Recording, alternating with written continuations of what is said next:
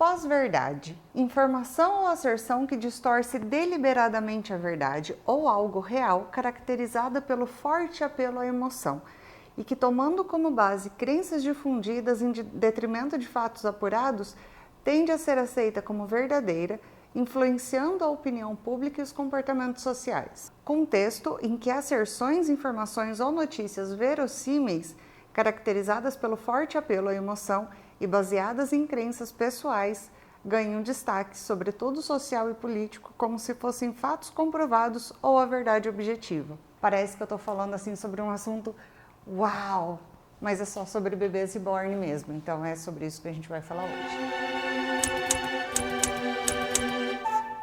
No dia 8 de maio, a apresentadora Luciana Gimenez apresentou ao vivo, lá no programa dela em rede aberta, o parto de um bebê reborn.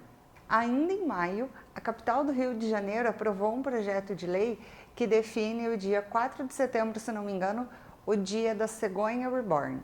Na mesma época, o deputado carioca Rodrigo Amorim protocolou um projeto de lei que propõe a criação de um programa de saúde mental para pessoas que desenvolvem laços afetivos com bonecas reborn. No dia 14 de maio, a advogada Suzana Ferreira publicou lá na conta do Instagram dela o relato de um casal que a procurou para compartilhar a guarda de um bebê reborn. E em 15 de maio, Cristiano Caporeso, um deputado estadual de Minas Gerais, apresentou um projeto de lei que proíbe o atendimento de bonecas reborn em hospitais do SUS. Parece um absurdo, eu sei que parece um absurdo, mas a gente precisa conversar sobre isso, porque se isso está virando um projeto, se isso está virando diversos projetos de lei, é porque o buraco é muito mais embaixo. Então, hoje a gente vai conversar sobre os bebês reborn e todas essas enxurradas de notícias assombrosas que a gente está vendo por aí. Para quem não sabe, os bebês reborns nasceram,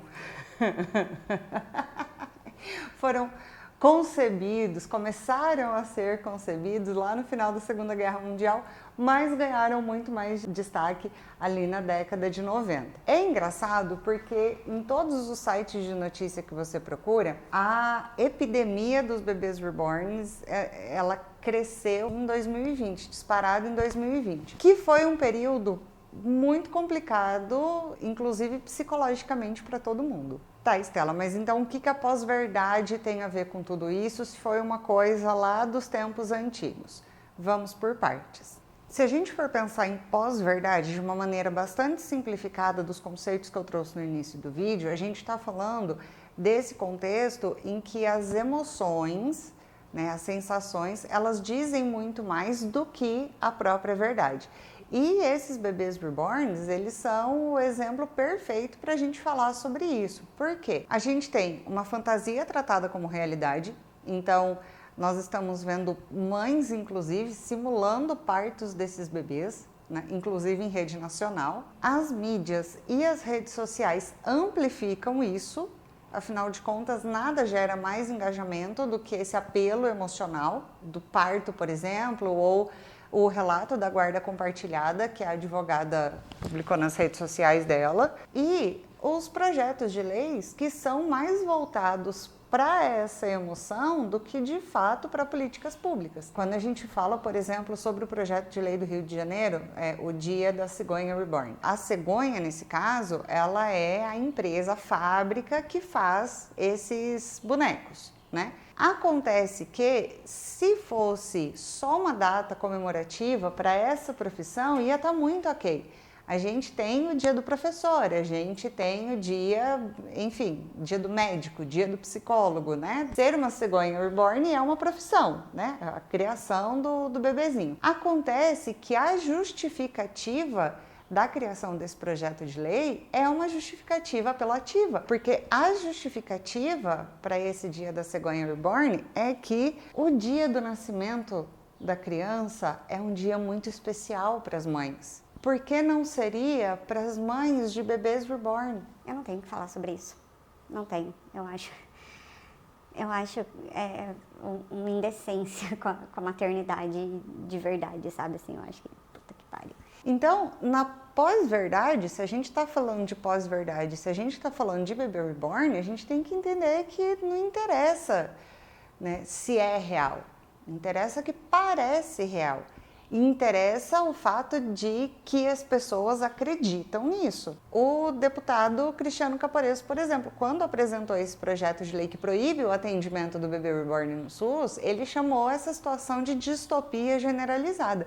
E aí, o que é uma distopia generalizada? É quando a sociedade aceita como normal aquilo que não é normal, aquilo que é uma deformação da realidade. Aí eu preciso concordar com a colunista do canal Meio, a Marilis Pereira Jorge, quando ela fala que a fronteira entre o que é fantasia e o que é real, para essas pessoas que acreditam nesse maternar, nessa maternagem e nessa maternidade, ela está cada vez mais borrada. Só que aí a gente tem que pensar o seguinte, quando o Estado, quando os governos começam a se preocupar mais, começam a gastar mais tempo legislando sobre bonecas, mas não resolve problemas reais, como, por exemplo, a ausência de políticas públicas para a saúde mental ou para a maternidade, ela está priorizando o moralismo em detrimento do bem-estar.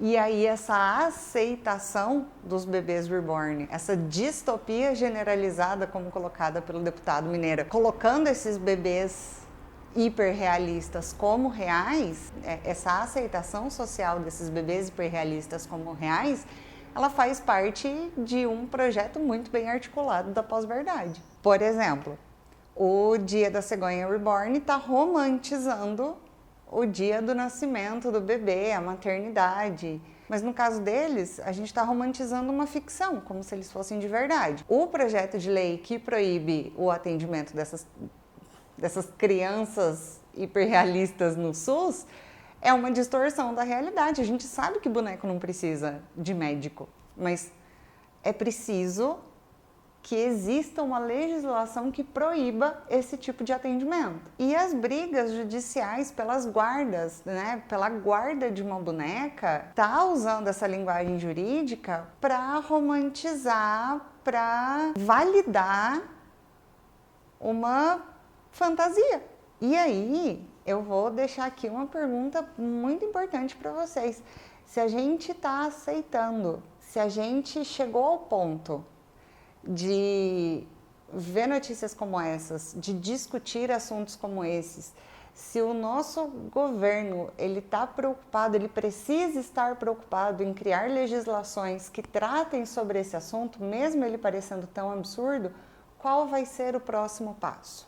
É claro que vai ser você curtir esse vídeo, comentar nesse vídeo, compartilhar nesse vídeo, porque quando a gente não compartilha um conhecimento com pensamento crítico, com uma discussão crítica, com uma problematização das coisas que a gente vive, a gente só está aumentando a possibilidade de que a massa, a população vire uma massa alienada, né? E continue preso nessa distopia generalizada. Então, o primeiro passo começa aí por você, é só você curtir, comentar, compartilhar esse vídeo, né? Dar aquela moral para a pessoa aprove. Mas voltando, por que esse problema é tão grave?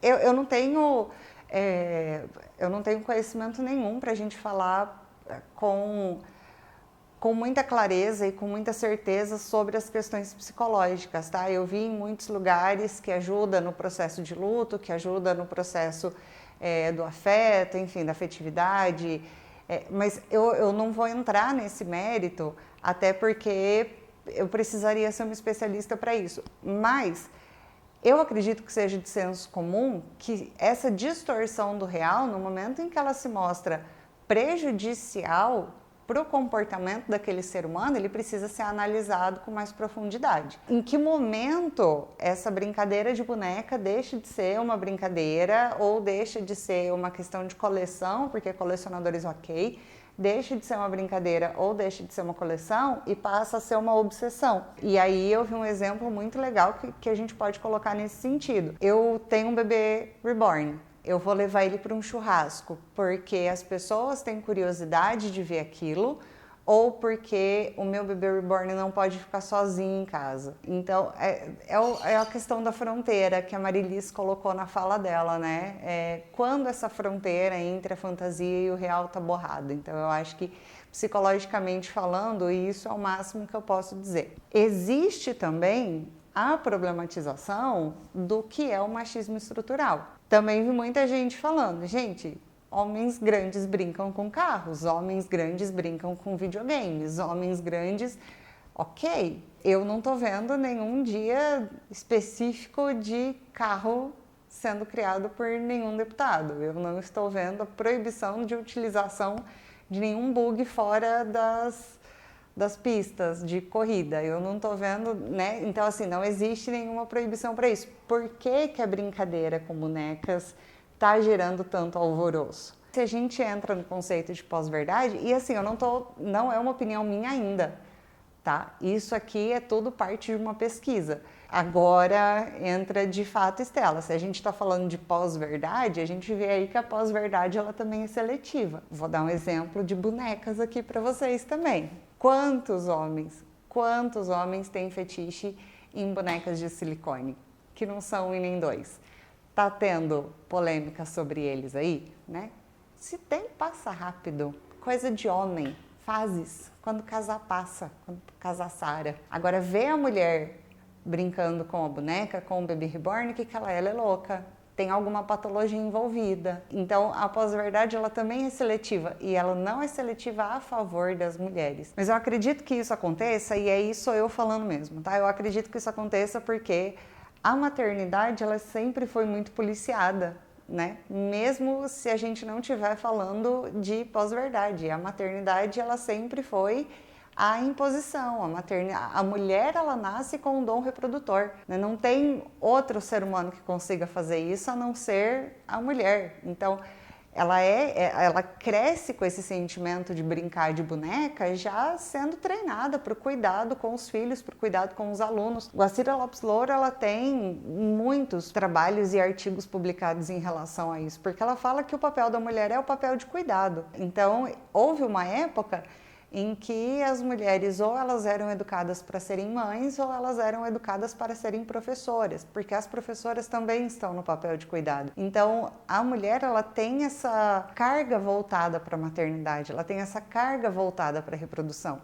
E se a gente pega obras distópicas, já que a gente também falou de distopias generalizadas, a mulher, ela vai ter o papel reprodutivo da mesma forma. E aí, em época de pós-verdade, esse discurso da maternidade, ele passa a ser um discurso moralista disfarçado de preocupação social. E aí entra um negócio muito louco, né? Porque a gente se acompanha aqui, a gente conversa aqui sobre problemáticas de relevância social que podem ser utilizadas em redação, né? Nem sempre isso está muito explícito no sentido de, olha, isso aqui você pode usar em redação, mas são coisas que podem ser usadas em redação no final das contas, né? Essa problematização, esse pensamento crítico sobre as coisas, né? A reflexão sobre temas tão atuais, eles servem como ponto de partida para argumentação. E aí, quando eu penso em redação e quando eu penso nessa pós-verdade, nada me leva, assim, eu vou direto para o capitalismo, sabe? Porque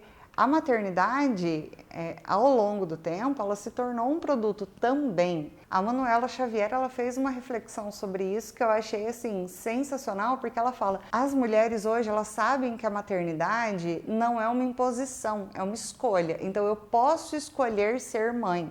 Só que, sabendo da não romantização da maternidade, sabendo do quanto é difícil, por mais que você planeje, a gente já deve ter conversado sobre isso em outro vídeo, por mais que a gente se planeje para uma gestação e para a maternidade mesmo, muitas vezes as coisas acontecem de uma forma completamente diferente, porque a partir do momento em que o neném nasce, é um novo recomeço na sua vida e você precisa se reconhecer também. Então pode ser que aquilo lá seja completamente diferente. Ao longo do tempo, a gente tem ouvido muito mais relatos de mulheres falando sobre isso e não sobre a maternidade fofa, sobre a maternidade romantizada. As mulheres, elas têm entendido o poder sobre o próprio corpo e têm tem escolhido não ter filhos. E a reflexão que a Manuela Xavier trouxe, eu achei de extrema relevância, porque ela fala, tá, mas se as mulheres escolhem não ter filhos, quem vai ser o entregador de aplicativo? Quem vão ser os trabalhadores explorados? Então, entendendo que a maternidade, entendendo que essa imposição da maternidade, ela é mais histórica, mais cultural e patriarcal, as mulheres têm colocado essa imposição no devido lugar dela, que é o da escolha. Eu escolho não ter filhos, mas quem vai ser a mão de obra barata no futuro se isso está acontecendo agora? É muito louco pensar nessas coisas, né? E aí, assim, se a gente vai pensar em redação, a gente pincelou, porque senão esse vídeo aqui, ó, já tá com muitos minutos. Esse vídeo aqui vai ficar extremamente longo, mas que a gente conseguiu pincelar de tema para redação é justamente a questão da pós-verdade, e a pós-verdade, ela tem ramificações na desinformação, na fake news, né? A gente consegue passar pelas mídias sociais, pela televisão, porque amplificam esses meios de comunicação, eles amplificam essa pós-verdade.